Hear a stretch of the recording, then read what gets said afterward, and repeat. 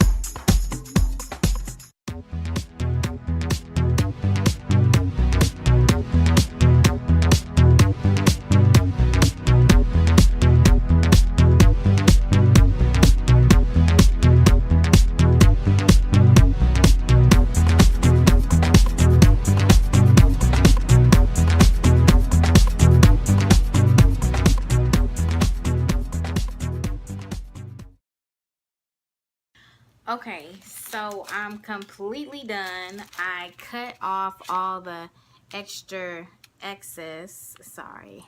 Let me scoot this away so y'all can see. So yes, this is what it looks like. It's not the prettiest, but it's about to shine. I'm about to turn off all the lights in here and turn this on.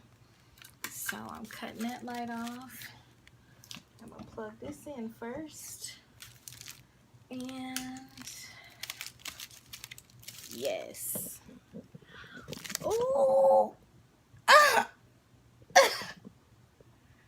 I feel like a celebrity. I mean, I don't know. I might have to take this off and do this all over again.